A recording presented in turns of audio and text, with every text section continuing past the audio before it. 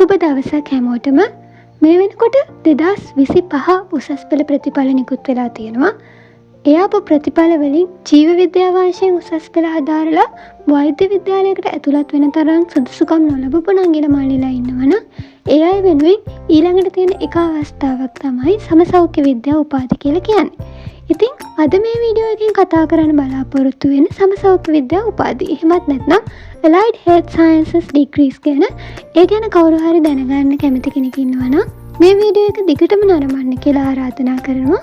මුල්ම වතාවට මගේ channel එකේ මේ වීඩියෝ එක දකින කවුරු හරි ඉන්නවා නම් ඒ අය වෙනුවෙන් මම කියන්නම්. මම දැනට රුහුණු විශ්වවිද්‍යාලයේ සමසෞඛ්‍ය විද්‍යාපීඨයේ වෛද්‍ය රසායනාගාර විද්‍යා උපාධිය හදාරන තෙවන වසර ශිෂ්‍යාවක්. මේ විශේෂ ශාස්ත්‍ර පිළිබඳ උනන්දුවක් දක්වන කවුරු හරි කෙනෙක් ඉන්නවනම් මගේ channel එක subscribe කරලා දිගට මාත් එක්ක එකතු වෙලා ඉන්න කියලා ආරාධනා කරන ගමන් එහෙනම් අපි බලමු සමසෞඛ්‍ය විද්‍යා උපාධි පාඨමාලා මොනවද කියලා. සමසෞඛ්‍ය විද්‍යා උපාධි එහෙමත් නැත්නම් Allied Health Science degrees කියලා කියන්නේ ප්‍රධාන වශයෙන් සෞඛ්‍ය ශාස්ත්‍රයේ රැකියා පාදක කරගෙන උගන්වනු ලබන පාඨමාලා. අපි පරිපූර්ණක වෛද්‍ය කියලා කියන කොට්ටාශයට අයත් රැකියා ප්‍රධාන වශයෙන් ඉලක්ක කරගෙන තමයි මේ පාඨමාලා පවත්වනු ලබන්නේ.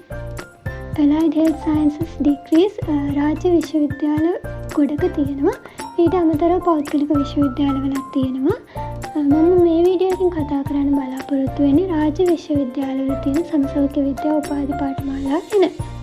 සමසෞඛ්‍ය උපාධි පාඨමාලා වලට ප්‍රධාන වශයෙන්ම ඇතුළත් වෙනවා ෆිසියෝതെරපි, ඊට පස්සේ MLS, එහෙමත් නැත්නම් මෙඩිකල් ලැබොරටරි සයන්ස්, ඊට පස්සේ ෆාමසි, ඊට පස්සේ නර්සිං, ඊට පස්සේ ඔකියුපේෂනල් තෙරපි, ඔප්ටෝමෙට්‍රි, හෙල්ත් ප්‍රොමෝෂන්, රේඩියෝග්‍රැෆි ඔය වගේ බොහෝ පාඨමාලාවන් ඇතුළත් වෙනවා. අපි දැන් බලමු මේව මොනවද කියලා එකින් එක.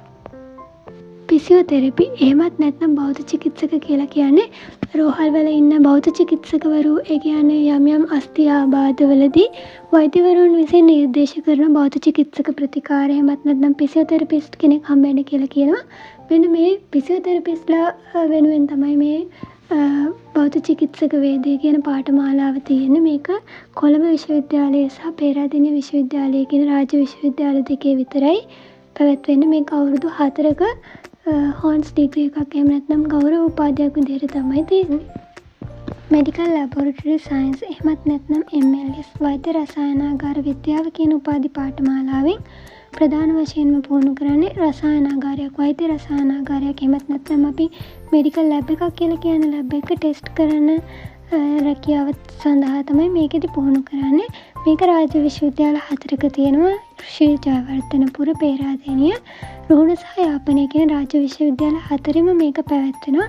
මේකත් අවුරුදු 4ක ගෞරව උපාධියක් විදිහට තමයි පැවැත්වෙන්නේ. ඒ වගේම ෆාමසි කියන එකත් රාජ්‍ය විශ්වවිද්‍යාල 4ක තියෙනවා. ශ්‍රී ජයවර්ධනපුර, පේරාදෙණිය, රුහුණ සහ යාපනය කියන විශ්වවිද්‍යාල 4ෙම අවුරුදු 4ක ගෞරව උපාධියක් විදිහට තමයි පැවැත්වෙන්නේ. මේකෙත් රාජ්‍ය අංශයේ වගේම පුද්ගලික අංශයේ බොහෝ රැකියා අවස්ථා විවෘත කරගන්න හැකි වෙන පාඨමාලාවක් විදිහට හඳුන්වන්න පුළුවන්. ඊට පස්සේ නර්සිං මේකත් NTS වලට අමතරව රාජ්‍ය විශ්වවිද්‍යාලවල BSc නර්සිං ඩිග්‍රී එක ලබා දෙනවා. රාජ්‍ය විශ්වවිද්‍යාල කීපයකම අවුරුදු 4ක හොන්ස් ඩිග්‍රී එකක් විදිහට තමයි මේක පැවැත්වෙන්නේ. නර්සිං ඩිග්‍රී එක දැනට විශ්වවිද්‍යාල කීපයකම තියෙනවා. කොළඹ විශ්වවිද්‍යාලය, පේරාදෙණිය, ශ්‍රී ජයවර්ධනපුර, රුහුණ, ඊට පස්සේ නැගෙනහිර විශ්වවිද්‍යාලය, මේ විශ්වවිද්‍යාල කීපයකම මේ නර්සිං ඩිග්‍රී එක පැවැත්වෙනවා. ඊට අමතරව ශ්‍රී ජයවර්ධනපුර විශ්වවිද්‍යාලයේ තියෙන ඔප්ටෝමෙට්‍රි කියලා ඩිග්‍රී එකක්. මේකත් සමසෞඛ්‍ය විද්‍යා උපාධියකටම තමයි අයිති වෙන්නේ. මේකෙදී ඇස් සම්බන්ධව තමයි මේකෙදී රැකියාව සිද්ධ කරන්නේ. ඊට අමතරව කල්නේ විශ්වවිද්‍යාලයේ ඔකියුපේෂනල් තෙරපි කියලා එකක් තියෙනවා. ඒ කියන්නේ රැකියා කරන අයට යම් ආබාධ වෙන්න පුළුවන්. ඒ අය වෙනුවෙන් තමයි ඔකියුපේෂනල් තෙරපි කියන එක තියෙන්නේ. ඊට අමතරව තව තියෙනවා රජරට විශ්වවිද්‍යාලයේ හෙල්ත් ප්‍රොමෝෂන් කියලා ඩිග්‍රී එකක්. ඒකත් සමසෞඛ්‍ය විද්‍යා උපාධි පාඨමාලාවලටම තමයි අයිති වෙන්නේ. ඊට පස්සේ ෆිසියෝതെරපි ගැන කිව්වම කොළඹ විශ්වවිද්‍යාලයේ ෆිසියෝതെරපි ඩිග්‍රී එක තියෙන්නේ. ෆැකල්ටි ඔෆ් මෙඩිසින් වලටම අනුබද්ධව ඩිපාර්ට්මන්ට් ඔෆ් ෆිසියෝതെරපි කියලා තමයි තියෙන්නේ. එතකොට පේරාදෙණිය විශ්වවිද්‍යාලේ නම් ඇලයිඩ් හෙල්ත් සයන්ස් ෆැකල්ටි එකට අනුබද්ධව තමයි ෆිසියෝതെරපි පාඨමාලාව වගේම අනිකුත් සමසෞඛ්‍ය විද්‍යා උපාධි පාඨමාලා සියල්ලම තියෙන්නේ. ඊට අමතරව පේරාදෙණිය විශ්වවිද්‍යාලයේ රේඩියෝග්‍රැෆි කියලා උපාධියක් තියෙනවා. රේඩියෝග්‍රැෆි කියන්නේ විකිරණ ශිල්පය, විකිරණ වේදය, ඒක අර එක්ස්රේ වගේ දේවල් සම්බන්ධව කරන එක. මේකත් අයිති වෙන්නේ සමසෞඛ්‍ය විද්‍යා උපාධියකටම තමයි. එතකොට මේ සමසෞඛ්‍ය විද්‍යා උපාධි සියල්ලක්ම අවුරුදු 4ක ගෞරව උපාධියක් විදිහට තමයි පැවැත්වෙන්නේ. සෞඛ්‍ය ශාස්ත්‍රයට දක්ෂ ක්වොලිටි හෙල්ත් කෙයාර් ප්‍රොෆෙෂනල්ස්ලා දායාද කරන්න තමයි මේ පාඨමාලා හදාරලා තියෙන්නේ. ඉතින් ඔයාලා කවුරු හරි වෛද්‍ය විද්‍යාලයට යන්න බැරි වෙලා ඒත් සෞඛ්‍ය ශාස්ත්‍රයට එන්න කැමැත්තෙන් ඉන්නවා නම් සමසෞඛ්‍ය විද්‍යා උපාධි පාඨමාලා කියලා කියන්නේ ඒ අය වෙනුවෙන් තියෙන හොඳම අවස්ථාවක්. ඊට අමතරව මේ කියපු රැකියා අවස්ථාවලට අමතරව පිටරට දේශීය විදේශීය තවත් බොහෝ රැකියා අවස්ථා මේ පාඨමාලා වලින් විවෘත කරගන්න පුළුවන්. මේ පාඨමාලා වලින් යන්න පුළුවන් එකම රැකියාව ඔය කියන අදාළ රැකියාව විතරක්ම නෙමෙයි. ඒක මූලික කරගෙන තමයි මේවා පැවැත්වෙන්නේ. හැබැයි ඒකෙන් යන්න පුළුවන් එකම රැකියාව ඒක විතරක් කියලා වැරදිවට වටහා ගන්න එපා. මේවා අපි සමසෞඛ්‍ය විද්‍යා උපාධි අපි ප්‍රොෆෙෂනල් ඩිග්‍රීස් කියලා කියනවා. ඒ කියන්නේ යම් එක් නිශ්චිත වෘත්තියක් පාදක කරගෙන තමයි මේ පාඨමාලාවේදී ඉගෙනීම් කටයුතු සිද්ධ කරන්නේ. හැබැයි මේ පාඨමාලාවෙන් ඉගෙනීම් කටයුතු එහෙම සිද්ධ කරාට මේකෙන් යන්න පුළුවන් එකම රැකියාව ඒක විතරක් නෙමෙයි.